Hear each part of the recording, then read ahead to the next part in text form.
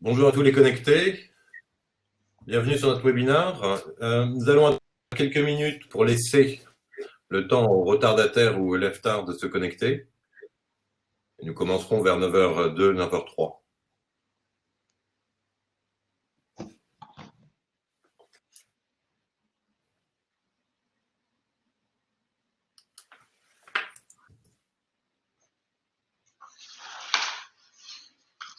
Première question qui se posait, oui, il y aura un replay possible qui sera mis en ligne.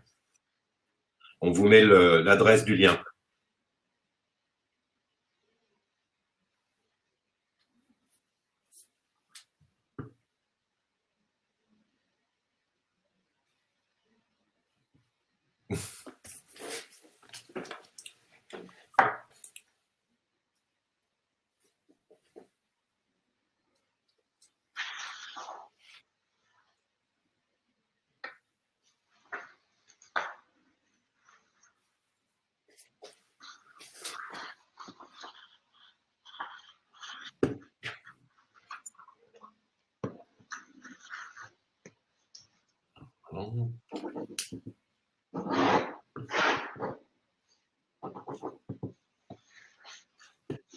Alors.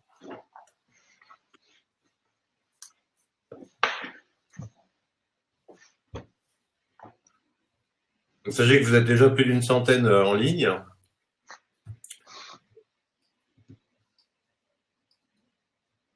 Je vais réexpliquer l'utilisation du webinaire, mais d'emblée, vous savez que vous avez un live chat à la droite de votre écran qui vous permet d'interagir avec les intervenants en permanence tout au long du chat.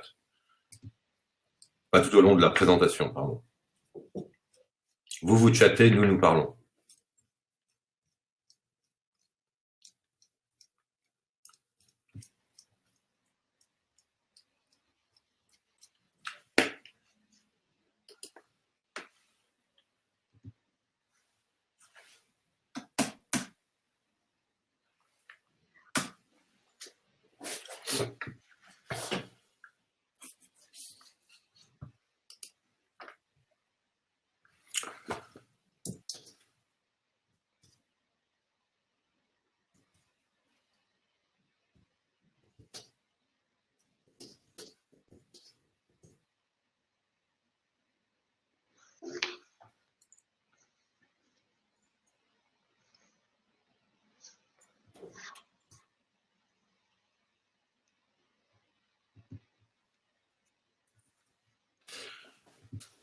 Alors, nous allons donc commencer ce webinaire. Donc, bonjour à tous et bienvenue dans ce webinaire qui est animé par Deloitte Conseil, Deloitte Risque et Deloitte Légal TALGE et qui parle de la gestion des risques opérationnels sur la supply chain à l'heure du coronavirus.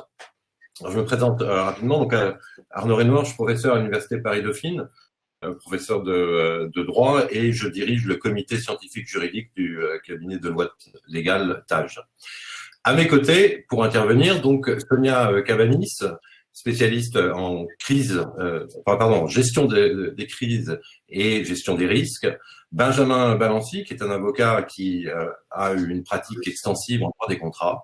Et Olivier Bonneau, qui est en charge des activités métiers, des opérations des industriels, achat, supply chain, manufacturing. Alors, comme je l'ai dit, je le répète, le mode d'emploi de ce webinaire, très simple.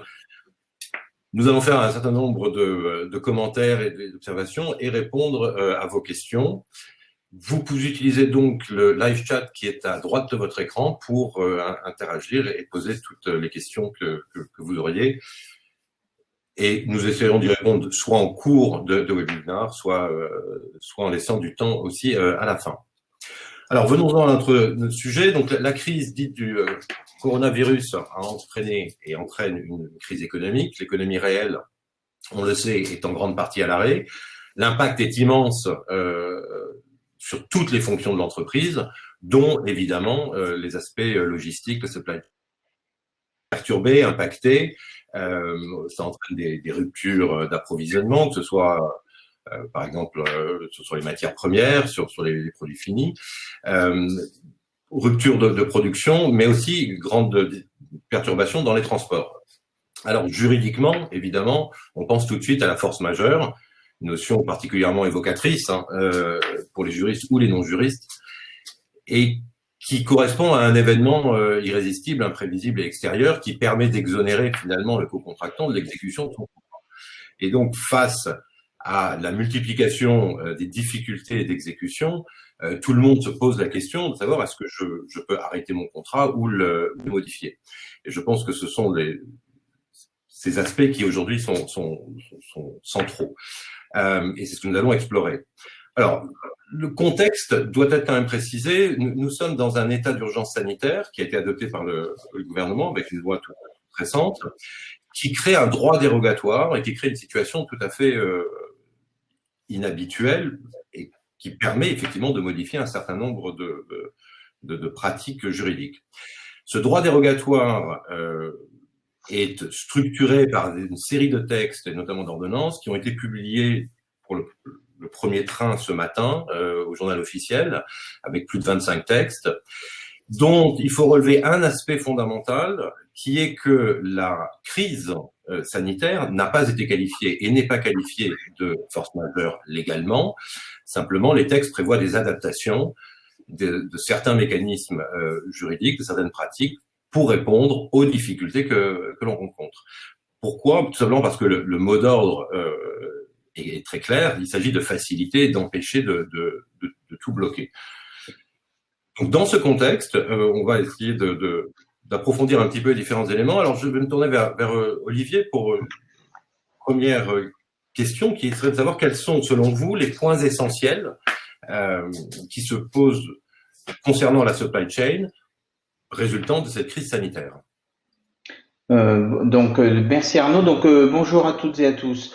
Pour répondre à cette question, peut-être un petit peu de contexte. Au vu de nos discussions avec l'ensemble des industriels à travers le monde, on constate qu'il y a deux éléments d'analyse et de réflexion actuellement sur le court et le moyen terme. Pour revenir un peu au contexte, la crise du coronavirus et notamment de Wuhan a mis en exergue un point fondamental sur la gestion des supply chains et des achats d'ailleurs depuis des années. C'est que les industriels se sont énormément focalisés sur l'optimisation de leurs opérations supply chain avec trois enjeux. Le premier, essayer de réduire autant que faire se peut le nombre de fournisseurs de manière à pouvoir essayer de gérer au mieux leurs approvisionnements. Et le focus s'est fait beaucoup en Chine et notamment sur Wuhan et la plupart des gens aujourd'hui découvrent l'importance, voire la prédominance de la Chine et de Wuhan, notamment sur le commerce mondial. Petit chiffre, on va pas passer beaucoup de temps dessus, mais plus de 200 entreprises du Fortune 500 sont installées directement à Wuhan et en fait, si on regarde les fournisseurs de rang 1 et 2, on a entre 800 et 1000 fournisseurs installés directement à Wuhan et qui ont pour obligation, pour rôle de sourcer l'intégralité du monde sur les industries pharmaceutiques, sur la partie chimie, biologique, mais également l'automobile, l'acier, le fer, avec à la fois des matières premières et des produits finis. Cette petite introduction pour expliquer qu'effectivement, le premier enjeu par rapport à ce que vous avez identifié, Arnaud, comme enjeu majeur de crise, a été pour les industriels de revoir dans l'urgence les opérations et bien évidemment les aspects contractuels qui étaient liés à ce sourcing et au transport. Ça, c'est le premier point. Et deuxième point, il y a l'aspect long terme de comment sortir de la crise. Donc, en fait, toutes les industriels n'ont pas subi la crise de plein fouet avec la même intensité. Les industriels qui ont le vécu au mieux les premières semaines de crise sont ceux qui avaient mis en place des supply chains dites intégrées avec une véritable collaboration sur l'intégralité de la chaîne et notamment leurs fournisseurs, leurs co-traitants, leurs sous-traitants. Et ceux qui l'ont vécu le plus mal, qui ont vécu la crise dite de plein fouet, si je puis m'exprimer ainsi, sont ceux qui avaient plutôt mis en place des logistiques. Merci. Alors ça c'est pour effectivement le fait que les industriels n'ont pas subi la crise avec la même intensité, donc des impacts variés et différents. Du coup, comment intégrer la gestion des risques dans la stratégie supply chain? Alors, je laisserai après Sonia s'exprimer sur la gestion des risques purs, mais aujourd'hui, d'un point de vue opérationnel et en lien avec les risques, les industriels travaillent tous sur des plans de recovery, des scénarios planning avec les deux ans. Donc, à court terme, l'objectif est bien évidemment de revoir les contrats actuels de manière à pouvoir gérer avec les fournisseurs les ruptures de chaîne en termes de stock, d'approvisionnement de matières premières, de produits finis, semi-finis, pardon, mais également de capacité de transport pour acheminer ces matières de Waran ou de n'importe quel point de source jusqu'aux usines, à leurs propres usines, pardon, et puis bien évidemment de leur propre site de production jusqu'au point de stockage et point de vente. Ça, c'est le premier sujet. Donc déjà, revoir les contrats, revoir les clauses juridiques et s'assurer effectivement pour chacun des fournisseurs du positionnement dans leur portefeuille, de clients. C'est-à-dire que l'autre point très important, quand je parlais tout à l'heure de l'intensité ou de la réaction différente à l'intensité de la crise, bien évidemment, est liée, comment dirais-je, à l'analyse qui avait été faite en amont des fournisseurs et du poids relatif que chaque industriel pouvait représenter dans le portefeuille client de ses fournisseurs. Et aujourd'hui, c'est extrêmement important et on s'en rend compte encore plus dans la mesure où effectivement on a des ruptures de capacité, des ruptures de chaîne de partout. Ça, c'est un point. Ça, c'est pour le court terme. Et sur le moyen-long terme, on commence à voir certains industriels qui identifient dans leur gestion d'après-crise la possibilité de varier le sourcing, d'une part en augmentant le nombre de leurs fournisseurs et d'autre part potentiellement en changeant les zones géographiques depuis lesquelles ils se fournissent. D'accord, ça c'est un point intéressant parce que finalement il y a vraiment deux plans temporels. Il y a le plan immédiat, évidemment, on parlait d'un impact sur l'ensemble des contrats. Et puis il y a la planification pour la sortie de crise, qui elle aussi entraîne un certain nombre de questions de droit, mais qui sont effectivement différentes. Alors, du coup, je vais pouvoir poser la question à Benjamin. Quel est l'impact de cette situation, état d'urgence, ordonnance, crise sanitaire, l'ensemble pris un peu comme un bloc, sur l'exécution des contrats et donc sur la réaction qu'on doit avoir pour essayer de protéger au mieux ses intérêts. Ah. Aujourd'hui, d'un point de vue juridique, les premiers retours qu'on a de la part de nos clients, c'est qu'on est dans des problématiques immédiates. On n'est pas encore, d'un point de vue juridique, engagés, nous, sur des sujets de moyen ou long terme. On est d'abord engagés sur des sujets immédiats.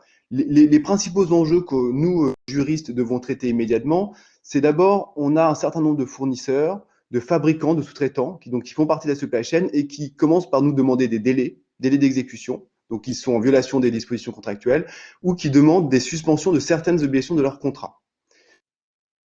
Le premier point, c'est un point qui a été assez largement répondu, je pense, dans la semaine précédente. Il y a eu beaucoup d'articles pour expliquer comment fonctionnait la force majeure. On reviendra dessus 5 minutes simplement. Il y a un deuxième sujet qui est venu juste après, chez nos clients, c'est le sujet des prix.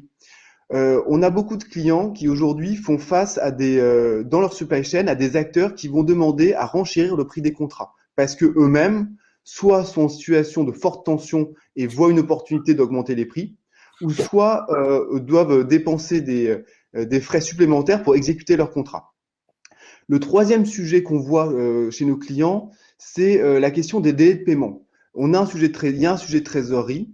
Et une des visions de certains de nos clients est de dire, bon, sur la supply chain, sur les acteurs de la supply chain, on va retarder les paiements. Donc ça, j'en dirai un petit mot. Et puis, le dernier sujet, qui est un sujet peut-être de moyen terme, de long terme, c'est qu'on est déjà en train de penser à rechercher des fournisseurs, sous-traitants, fabricants alternatifs. Donc là, on est peut-être dans un mouvement inverse de ce que vient d'écrire Olivier, où aujourd'hui, on essaye de relocaliser et de trouver des sources alternatives. Et ça aussi, c'est quelque chose qui est de nature à soulever des enjeux juridiques. Voilà pour les enjeux. Alors, les enjeux, on les voit, ils sont quand même assez larges et assez impactants d'un point de vue juridique. Si on revient sur la suspension, ce premier élément, qui est immédiat d'ailleurs, la force majeure, qu'est-ce qu'on peut identifier comme contrainte et comme possibilité? Alors là, je pense qu'il faut faire une réponse en deux temps. Donc on est face à des acteurs dans la supply chain qui vont, pour beaucoup, demander des délais d'exécution. Certains vont aller jusqu'à la suspension de leurs obligations, mais principalement aujourd'hui, on est des acteurs qui vont demander des délais. Et évidemment, lorsqu'on a un acteur de la chaîne qui demande des délais, ça va décaler ça va impacter l'ensemble de la chaîne et à la fin la sortie des produits de l'industrie. Le premier élément, c'est que quand on a un fournisseur qui demande des délais, il est difficile en ce moment de lui opposer le contrat sans le regarder avec précision. Il faut quand même tenir compte qu'il y a une obligation aujourd'hui qui a été codifiée depuis 2016 dans le code civil, mais qui existe depuis 1804, c'est l'obligation de bonne foi. C'est-à-dire qu'on ne peut pas simplement appliquer le contrat, il faut tenir compte de cette obligation de bonne foi, et un fournisseur qui viendrait demander des délais, quand bien même ça impacterait l'intégrité de la chaîne, il sera difficile de lui appliquer des pénalités si il est avéré qu'il a des difficultés auxquelles il ne peut pas faire face. Et donc, il faut avoir quelque part un comportement loyal sous peine d'engager sa propre responsabilité. Donc ça, c'est un premier élément sur l'approche qu'on doit avoir avec nos fournisseurs. Il faut avoir une approche collaborative et de bonne foi et ne pas se limiter à la lettre du contrat. Le deuxième point, c'est sur la force majeure. Nos fournisseurs, nos fabricants, nos sous-traitants vont évidemment tenter d'invoquer la force majeure pour dégager leurs responsabilités et obtenir des délais et éventuellement la suspension de leurs obligations. On a eu l'occasion de le dire, beaucoup de cabinets ont publié des articles sur le sujet. On a fait nous-mêmes un webinaire il y a une semaine sur le sujet. Je vais le redire rapidement. La force majeure, aujourd'hui, n'est pas automatique. Il est vrai que le ministre de l'économie avait déclaré fin février, début mars, que le coronavirus constitue un cas de force majeure. Pour autant, cette déclaration n'avait aucune valeur normative. Il faut revenir aux principes juridiques. Et donc, il faut que l'événement, pour être qualifié de force majeure, soit extérieur. Donc ça, tous les juristes le savent. Extérieur, ici, il n'y a pas de problème. On est sur une épidémie, donc c'est parfaitement extérieur à la personne qui l'invoque.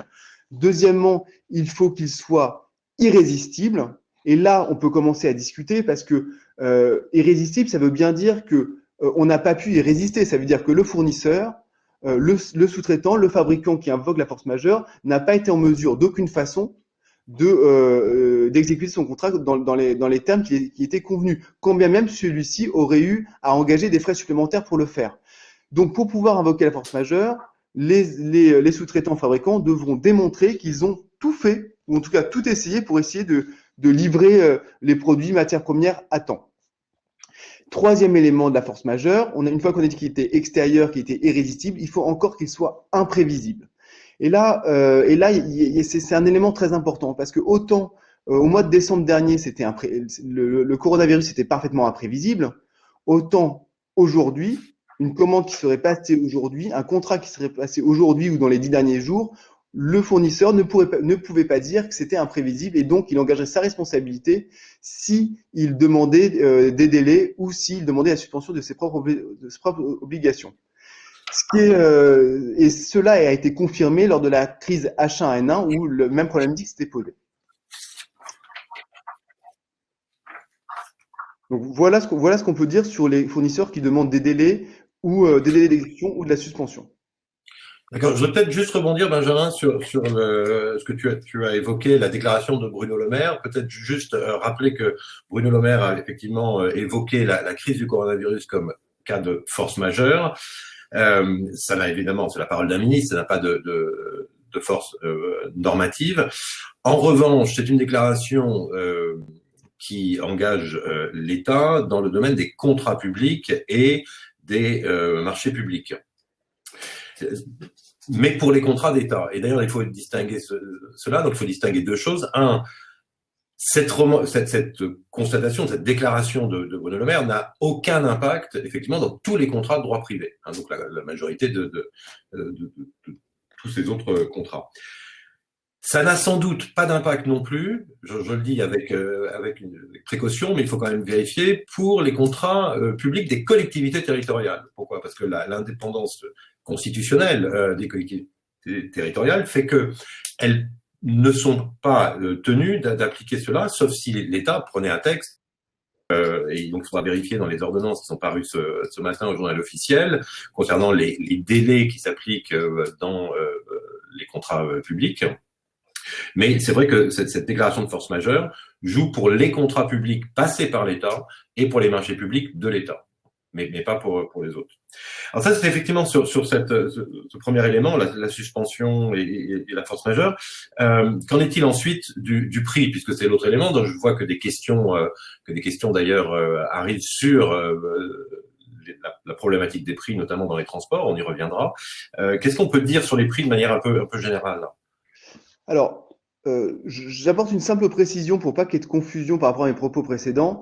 Je ne suis pas en train de dire qu'il n'y a pas de cas de force majeure aujourd'hui. Je suis en train de dire que la force majeure devra s'apprécier au cas par cas, fournisseur par fournisseur et contrat par contrat. Maintenant, sur la question des prix, c'est la seconde question qui nous remonte de la part de nos clients, c'est qu'on a déjà des demandes de modification tarifaire.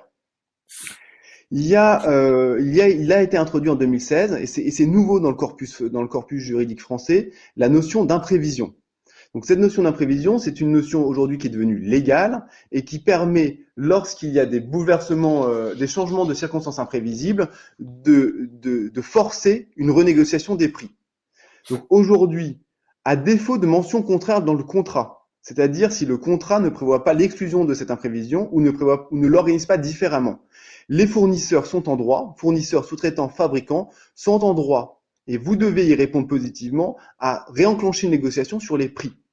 Ça ne veut pas dire qu'ils ont un droit à une augmentation systématique des prix. En revanche, s'ils sont en mesure de démontrer que la situation engendre des frais supplémentaires importants, eh bien, vous devez de bonne foi renégocier les prix et prendre en compte ces modifications de structure tarifaire. Maintenant, une fois qu'on a dit ça, il faut aussi regarder les contrats, puisque très généralement, on a dans les contrats organisés les clauses d'imprévision ou clauses de hardship dans les contrats internationaux. Et là, il faut se référer à la lettre du contrat pour voir comment on organise de manière structurée la renégociation des prix. Donc, la recommandation aujourd'hui, c'est lorsque on a des fournisseurs qui sont sensibles, dont on pense qu'ils vont, à un moment ou à un autre, impacter les prix, eh bien, il faut aller regarder les contrats, vérifier s'il y a une clause d'imprévision. Et s'il n'y en a pas, on se retombera sur le régime juridique français, si le contrat est soumis au droit français, en précisant que ce régime se retrouve dans de nombreux autres droits internationaux. Oui, alors ça, c'est un point très très important. Il y a des questions qui arrivent. Là, donc, on parle du droit français, donc il faut que le contrat soit soumis au droit français. Mais si on est sur la notion de révision pour imprévision, donc qui existe en droit public, et en droit administratif, mais qui existe surtout dans le droit privé, de la plupart des autres juridictions. C'est vrai que de ce point de vue, la France était un peu à part, donc elle a rejoint le standard, elle a maintenant un mécanisme de révision pour imprévision, mais on sait qu'il n'est pas d'ordre public, et effectivement, on a vu que la plupart des contrats qui ont été adoptés juste après la mise en place de ce nouveau mécanisme ont exclu la révision pour imprévision. Peut-être faut-il quand même insister sur le fait que la révision pour imprévision suppose quand même des circonstances qui rendent l'exécution du contrat de manière disproportionnée. C'est pas juste une simple évolution du contexte et des tarifs. Donc je pense que c'est très important, Benjamin, ce que tu es en train de dire, c'est que c'est au cas par cas et il faut réellement que la situation rende les choses tout à fait impossibles et non pas simplement moins utiles.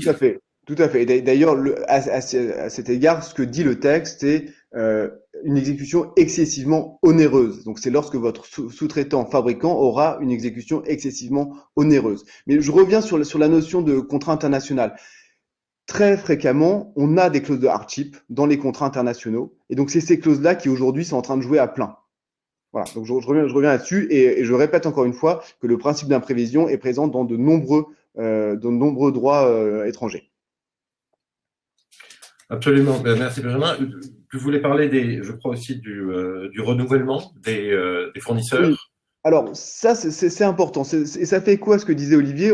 La supply chain va nécessairement se réorganiser. On va, contrairement au mouvement qui a été observé sur les dernières années, on va tenter de rediversifier, de relocaliser pour pas avoir tous les fournisseurs au même endroit ou pas avoir un seul fournisseur. Lorsqu'on va faire ça, on va venir diviser le business de nos fournisseurs par 2 ou par 3 ou par 4 ou par 5 en fonction du nombre de fournisseurs qu'on va mettre à côté ou en face. C'est-à-dire, pour être très concret, l'année prochaine, là où j'aurai un fournisseur en plus ou deux fournisseurs en plus pour la même référence ou pour le même produit, eh bien, je ferai d'autant diminuer le chiffre d'affaires du fournisseur avec lequel je suis aujourd'hui. Et ça, il y a derrière un risque que les juristes doivent bien avoir en tête lorsqu'ils communiquent avec leurs équipes supply chain, c'est que le risque ici, c'est la rupture brutale. C'est que avant de réduire le chiffre d'affaires d'un fournisseur, il faut l'avoir averti pour qu'il ait eu le temps de son côté de réorganiser son business. Ce qui est d'autant plus vrai lorsque vous avez un fournisseur qui est dédié à 50% à votre entité. Vous avez un fournisseur à 50% dédié à votre entité. Si à partir de janvier 2021, vous lui dites demain il y aura 2 fournisseurs parce que pour moi la sécurité d'approvisionnement est clé, eh bien probablement vous êtes en train de commettre une faute parce que vous ne lui aurez pas laissé un préavis suffisant pour qu'il puisse se retourner et que son business ne s'effondre pas. Donc ça, c'est quelque chose que les directeurs juridiques doivent avoir en tête lorsqu'ils discutent avec la supply chain, notamment dans les moments à venir sur la réorganisation qui va nécessairement naître après le coronavirus. D'accord. Ouais, effectivement, relativement clair. Alors ça, c'est quelque chose qui se verra après. Évidemment, les ruptures brutales seront discutées par la suite.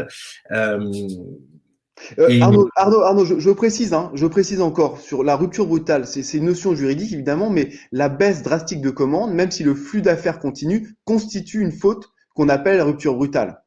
Donc, c'est le simple fait de diviser un chiffre d'affaires de par 2 ou de le faire diminuer de 20 ou 30% constitue une faute si on n'a pas permis à notre fournisseur de l'anticiper, sous réserve soit un fournisseur avec lequel on travaille depuis un certain nombre d'années, bien entendu. d'accord, très clair. Et donc, quel conseil d'ensemble? Alors, avant de donner des conseils d'ensemble, je voulais revenir important, qui est les délais de paiement. Aujourd'hui, on a évidemment la tentation, et elle est très forte chez un certain nombre de nos clients, face aux difficultés de trésorerie qui vont s'annoncer, ou qui s'annoncent déjà pour certains, la tentation est évidemment de retarder les paiements aux fournisseurs, et notamment aux fournisseurs sur toute la supply chain. Ce qu'il faut garder en tête, c'est qu'aujourd'hui, les signaux envoyés par le ministre de l'économie et les signaux envoyés par l'État sont plutôt contraires à cet usage des délais de paiement pour faire de la trésorerie. Le point a été largement évoqué, discuté au ministère de l'économie, et c'est une piste qui n'a pas été retenue. Pourquoi? Parce que c'est de nature à déstabiliser tout l'écosystème. Si chacun décale ses délais de paiement, on va nécessairement abîmer tout l'écosystème. Donc, ce qui va être bénéfique en première intention va être globalement ça va plutôt détériorer la qualité. Ça va détériorer l'écosystème. Donc aujourd'hui, la position du ministère de l'économie, c'est qu'il faut continuer à respecter les délais de paiement. Et ayant en tête que les sanctions en cas de non-respect des délais de paiement l'amende va jusqu'à 2 millions d'euros. Et qu'on a aujourd'hui, depuis des années, des contrôles qui se multiplient. Je ne suis pas en train de dire que les contrôles qu'on aura sur les délais de paiement durant cette période vont être sévères, mais je suis en train de dire qu'il ne faut pas croire que parce qu'on est en crise coronavirus, on a nécessairement le droit de décaler des paiements. Donc, c'est un point sur lequel il va falloir être attentif et ne pas abuser de ce moyen-là. Et Arnaud, pour répondre à ta question, quelles sont les recommandations qu'on formule actuellement à la plupart de nos clients? C'est d'un point de vue contractuel, sur la supply chain en particulier, c'est d'abord faire un état des lieux. Il faut commencer par faire un état des lieux dans lequel on va aller constater sur la supply chain les partenaires qui vont avoir un impact et sur notre supply chain à nous et qui, eux, vont être en défaut ou en retard sur la fourniture des biens ou services qui nous fournissent. Une fois qu'on a fait cet état des lieux, on va dire opérationnel, on va faire ensuite un état des lieux contractuel. On va aller regarder dans les contrats comment on peut renégocier les prix avec eux, comment on peut faire jouer la force majeure avec eux et qu'est-ce qui est prévu dans le contrat. Une fois qu'on a fait ça, on va rentrer en discussion, on va informer et rentrer en négociation avec ces fournisseurs, sous-traitants, fabricants clés pour anticiper contractuellement, j'entends, et pas uniquement opérationnel, pour anticiper contractuellement les 6, 12 prochains mois. Ça, je dirais, c'est comment on traite la crise actuelle. Maintenant, dans le futur, dans ce qu'on est en train de construire, eh bien, il faut adapter les contrats. Il va falloir renforcer les clauses de force majeure, prévoir des mécanismes de révision de prix, et cela doit nous conduire et nous pousser à revoir nos modèles de contrats et éventuellement à revoir nos modes de réflexion lorsqu'on conclut ces nouveaux contrats en ce moment. D'accord, merci. Donc, c'est trois points de vigilance. Alors, du coup, ça, c'était le regard du juriste sur ces éléments-là. Je vais me tourner maintenant vers Sonia. Quel regard, justement, Sonia peut avoir en tant que spécialiste de la gestion de crise, notamment, sur ces conseils? Alors, en fait, peut-être avant d'aller vers la réponse concrète, peut-être quelques éléments de contexte par rapport à la gestion de crise. En fait, ce qu'il faut se rappeler, c'est que dans une crise, il existe différents temps. Vous avez un temps préliminaire, vous avez le temps de la crise elle-même, puis le temps de la reprise. Donc, le temps préliminaire, c'est le temps des signes avant-coureurs. C'est un temps qui peut s'allonger parfois même trop, avant d'acter le fait qu'on est vraiment en crise et qu'il faut agir. Et donc, je dirais, notamment pour les directeurs juridiques, les sollicitations qui arrivent durant cette phase préliminaire, elles peuvent venir de la part de directeurs de la supply chain ou de directeurs des risques durant cette phase préliminaire, mais parfois, ils sont souvent limités. C'est plutôt des personnes qui sont un peu en avance de phase et qui veulent déjà, en fait, savoir quels sont les moyens juridiques qu'elles ont pour agir quand la crise va se déclarer. Ensuite, il y a le temps de la crise. Et là, par exemple, sur la crise actuelle, on est en plein. Et ce temps va être le temps de l'action dans l'urgence. En fait. Et ça, c'est quelque chose à vraiment garder en tête parce que du coup, les sollicitations que vous allez avoir de la part des directeurs de la supply chain ou des directeurs achats parfois vont reprendre les différents points qui ont été évoqués par Benjamin juste avant, qui est est-ce que j'ai le droit d'interrompre mon contrat ou pas? Est-ce que je suis dans un cas de force majeure? Est-ce que j'ai le droit de rallonger les délais de paiement, etc. Et donc, dans ce contexte-là, c'est vraiment toute la difficulté en tant que directeur juridique de se dire comment je réponds à l'ensemble de ces sollicitations qui sont faites, entre guillemets, dans l'urgence, de manière en fait à être en support par rapport au business. Alors, ce qu'il faut comprendre par rapport à cette cinétique de la crise, c'est que dans cette situation d'urgence, quand on est à fond dans la crise, ce qui se passe souvent, c'est que les décisions qui vont être prises, quand elles sont analysées post-crise souvent, et on fait beaucoup d'analyses post-crise avec nos clients, elles ne sont pas toujours forcément rationnelles. Ou après crise, on se dit, tiens, on aurait pu faire les choses de manière différente. Et donc, du coup, c'est aussi un rôle que, en tant que directeur juridique, vous pouvez avoir de warning, en fait, par rapport à certaines demandes qui peuvent arriver et qui peuvent sembler, sur le coup, la bonne décision de la part de l'opérationnel, mais qui, en fait, avec tous les éléments mis bout à bout, n'est pas la solution la plus rationnelle à prendre et n'est pas entre guillemets, est simplement une solution qui est prise de manière en mode panique dans l'urgence. Donc ça, c'est un point qui est assez important. Alors, les directeurs juridiques ne sont pas toujours impliqués dans les cellules de crise. C'est même quelque chose qui est plutôt rare dans les groupes auprès desquels on intervient. Mais par contre, ce qui est très intéressant dans les cellules de crise qui sont mises en place, c'est que ces cellules de crise, ce sont des cellules multidisciplinaires. On va avoir des personnes de différentes fonctions qui vont intervenir.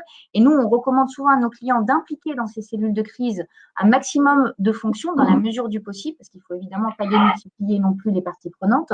Et notamment, les directeurs juridiques peuvent avoir un point de vue très important dans le cadre de cette cellule de crise.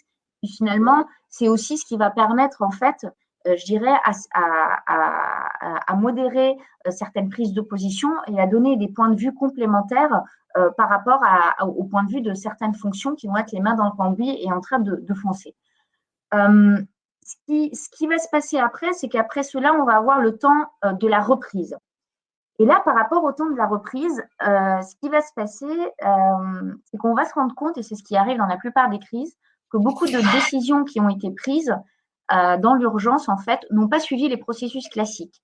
Et si on pense à l'exemple de supply chain et juridique, je dirais que les points qui n'auront pas été parfois respectés, c'est simplement des points de vue de respect de contrats type ou de clauses contractuelles type que vous allez avoir au sein de l'organisation et qui, du coup, en fait, il y a peut-être des choses qui seront passées à la trappe et qui n'auront pas été vérifiées ou simplement, dans l'urgence, les opérationnels ont dit on passe et puis on verra, tant pis plus tard.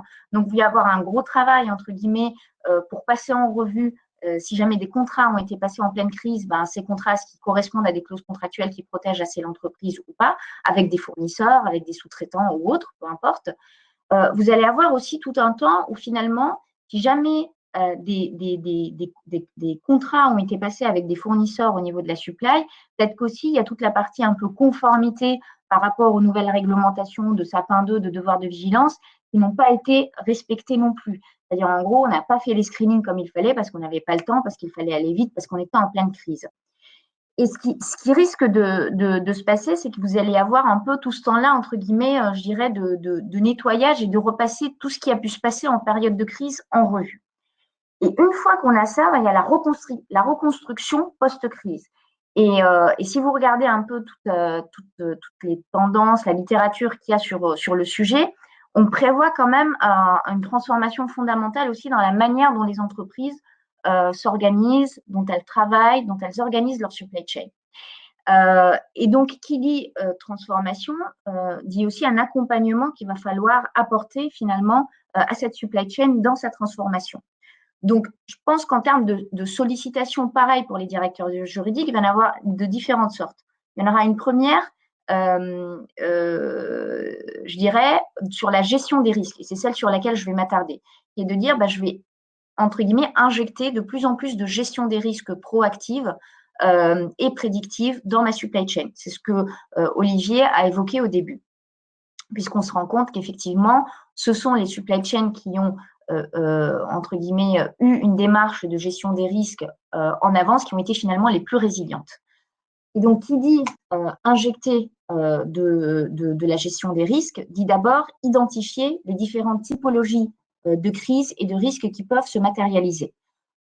Si je schématise à l'extrême, vous en avez quatre grandes catégories. Vous allez avoir des crises à l'impact limité, mais potentiellement prévisibles. Donc là, ce sont typiquement des changements réglementaires ou des changements dans les habitudes des consommateurs, par exemple. Le fait d'aller vers une consommation de plus en plus responsable en fait partie. Ce sont des changements de fond qui s'installent en fait progressivement et sur lesquels, si l'entreprise se met en ordre de marche, elle est capable de les gérer. Donc, il y a cette partie-là de crise qui peuvent se manifester au niveau de la supply. Il y a une deuxième partie qui sont les crises à un impact limité, mais qui sont très peu prévisibles. La faillite soudaine d'un fournisseur, un conflit dans un pays, mais dans lequel l'entreprise n'a pas d'opération très critique. Ce sont des changements beaucoup plus soudains, mais qui peuvent être anticipés par des politiques de double sourcing, par exemple, ou un suivi de près, un monitoring des fournisseurs.